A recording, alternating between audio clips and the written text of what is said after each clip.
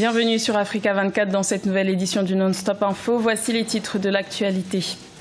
Transition politique historique en République démocratique du Congo. Le pays a connu pour la première fois de son histoire une passation de pouvoir pacifique, permettant ainsi à Félix Tshisekedi de devenir le 5e président de la République. Le Rwanda a récompensé ses meilleurs investisseurs locaux au titre de l'année 2018. L'objectif étant d'encourager les investissements domestiques qui ont représenté 49% du total des investissements enregistrés en 2018. Et le Niger se prépare à accueillir la Coupe d'Afrique des Nations des moins de 20 ans. Les autorités nigériennes mettent les bouchées doubles pour relever ce défi inédit qui se tiendra du 2 au 17 février. Ce jeudi 24 janvier 2019 était un jour historique en République démocratique du Congo.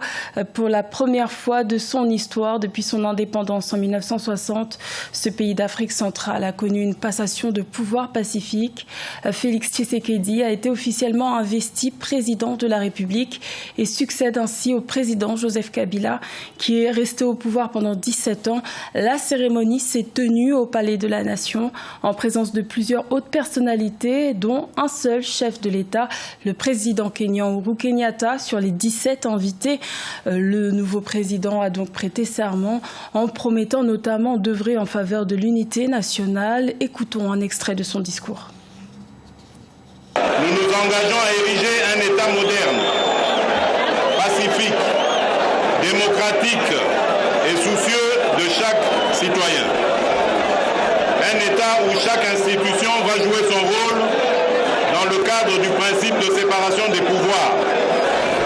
Le gouvernement que nous allons nommer prochainement et qui sera investi par le Parlement va décliner son action politique sur plusieurs priorités. La pacification de tout le territoire national en accélérant la lutte contre l'éradication des groupes armés qui sévissent et sèment la désolation auprès de la population.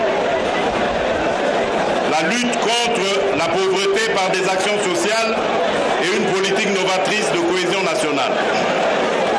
La réhabilitation et la consolidation d'un État de droit à travers des institutions solides de proximité et équitables au service de l'emploi, de la jeunesse, de l'éducation, de la santé et de tous nos enjeux économiques et sociaux.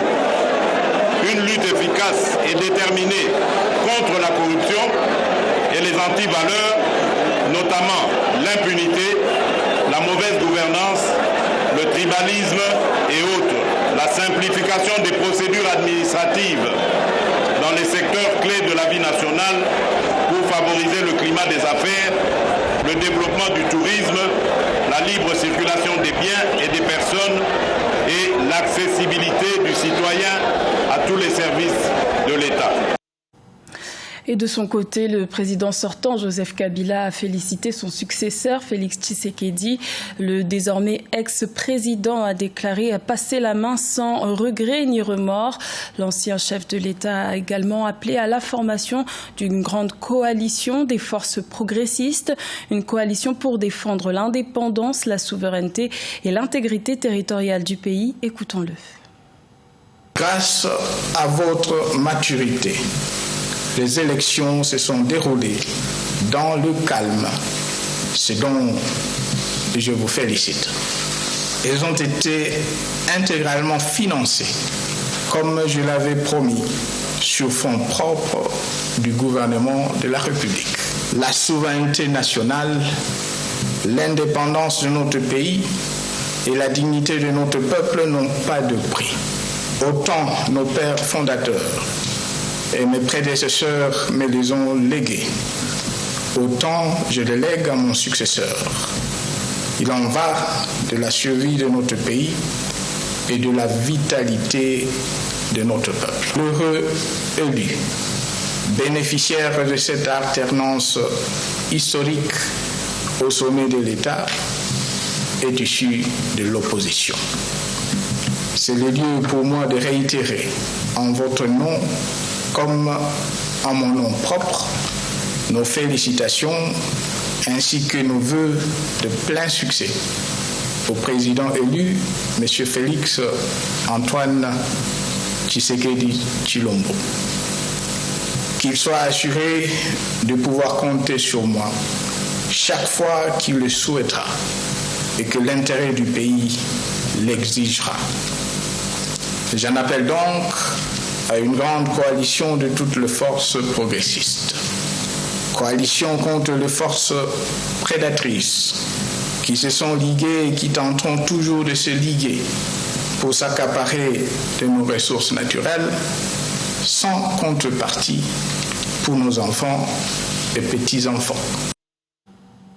L'économie sud-africaine devrait connaître une légère embellie en 2019 d'après la Banque mondiale. Elle devrait atteindre 1,3% contre 0,9% initialement prévu, mais elle continue à tourner au ralenti comme les 5 années précédentes et les prévisions montrent que cette tendance devrait se poursuivre. Plus de détails avec Michael Dangosoa. Les prévisions de croissance économique de l'Afrique du Sud sont positives. Alors que les premières estimations prévoyaient une croissance à 0,9%, l'économie devrait connaître une hausse de 1,3% selon la Banque mondiale. Une prévision optimiste portée notamment par la mise en œuvre des réformes structurelles. À cela s'ajoute la flexibilité dans l'octroi des visas d'entrée qui vise notamment les ressortissants chinois et indiens, afin de relancer l'économie et stimuler le tourisme. Et la mise en place d'un fonds dédié aux infrastructures et d'un code minier. Nous croyons que ces réformes sont un pas dans la bonne direction, mais elles doivent avant tout être mises en œuvre. Leur implémentation sera la clé de ces performances. La Banque mondiale a également souligné les défis restent nombreux sur le plan économique. La nation arc-en-ciel pourrait connaître des conditions météorologiques plus chaudes que les années précédentes. En cause, l'effet d'El Niño, qui est une conséquence régionale d'une perturbation entre la circulation atmosphérique, pourrait impacter négativement les récoltes, affaiblissant ainsi l'économie. Je crois que la dynamique de l'Afrique du Sud, elle est un peu biaisée par déjà le rang et puis par aussi toutes ces problématiques liées à la politique interne de la redistribution des terres que veut appliquer justement l'actuel président Cyril Ramaphosa. Et donc il y a des réticences internes à la population blanche de l'Afrique du Sud. Ces dernières années, l'économie sud-africaine soutenue par les activités financières souffre de la baisse continue du rand qui a perdu près de 15% pendant l'année 2018. Le Rwanda est déterminé à construire une économie basée sur la production locale. Et pour encourager le marché domestique, plusieurs investisseurs locaux ont été récompensés par le prix d'excellence. Les investissements domestiques ont représenté 49% du total des investissements enregistrés en 2018. Reportage de notre correspondant Fraternda Keisenga. Comme chaque année depuis 6 ans, le Rwanda a décerné les prix aux meilleurs investisseurs locaux. Selon les organisateurs, en 2018, le pays a été témoin d'un meilleur rendement en termes de croissance d'investissements locaux qui ont contribué de 49% de tous les investissements. Autre point fort de l'année 2018, plus de créativité de la part des investisseurs et l'implication de plus de jeunes dans les affaires.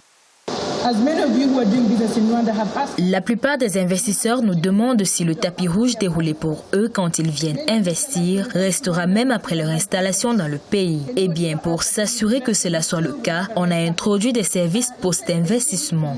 En 2018, on a lancé une journée porte ouverte pour les investisseurs où chaque vendredi, une équipe reçoit des remontées ou des suggestions de la part des investisseurs et on s'assure du suivi.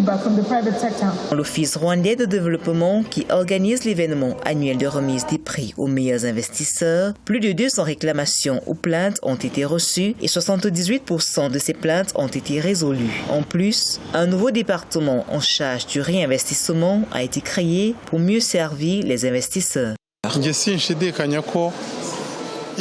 Je n'ai pas de doute que les produits fabriqués au Rwanda sont parmi les meilleurs qu'on trouve sur le marché. Et ce, grâce à la campagne de notre gouvernement d'encourager les investisseurs locaux à valoriser la qualité. Plus de 100 sociétés étaient en lice pour 11 prix, dont celui du meilleur jeune entrepreneur, décerné à Jean-Marie Vianney Abiyaremier, ancien enfant de la rue qui fabrique des bijoux à base des cornes de vache. Le Niger va organiser pour la première fois la Coupe d'Afrique des Nations des moins de 20 ans. Cette compétition se tiendra du 2 au 17 février à Niamey et à Maradi.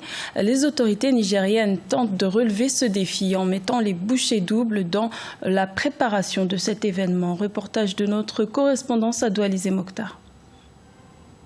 Le Niger s'apprête à accueillir du 2 au 17 février 2019 pour la première fois la phase finale de la 21e Coupe d'Afrique des Nations des moins de 20 ans. À Niamey comme à Maradi, les acteurs intervenant dans l'organisation de la CAN U20 au niveau local sont à pied d'œuvre pour assurer le suivi régulier des différentes activités. Des travaux ont été réalisés au niveau des deux villes devant accueillir la compétition. Pour mettre à jour nos infrastructures, pour créer de nouvelles infrastructures, c'est pas moins d'1 milliard. On a mobilisé plus d'1 milliard pour créer et réhabiliter l'existant. Donc c'est un effort énorme dans ce contexte et d'autres efforts vont continuer pour la question de restauration, de l'hébergement, mais également le transport, parce que cette fois-ci, il faut assurer plus de 18 navettes entre Niamey et Maradi. La tenue de ce tournoi à Maradi, la capitale économique du pays, va permettre au Niger d'avoir un second stade homologué par la CAF, après celui de Niamey, en vue d'accueillir des rencontres internationales de football. À Maradi, donc, il y a eu la réhabilitation du stade de compétition même sur le plan donc, des vestiaires, de certaines infrastructures qu'il fallait ajouter, notamment les vestiaires des arbitres, les centres antidopage, les salles de soins et l'éclairage qu'il fallait apporter sur le stade de Maradi. 8 équipes africaines s'affronteront au cours de cette phase finale, réparties en 2 groupes. Le groupe A à Niamey comprend le Niger, le Nigeria, l'Afrique du Sud et le Burundi. Le groupe B est composé du Burkina Faso, du Ghana, du Mali et du Sénégal. Les demi-finalistes de cette CAN U20 seront qualifiés pour la Coupe du Monde Junior 2019 prévue du 25 mai au 16 juin en Pologne. Ce journal a été réalisé par l'ensemble de la rédaction. Merci de votre fidélité. L'information continue sur Africa 24.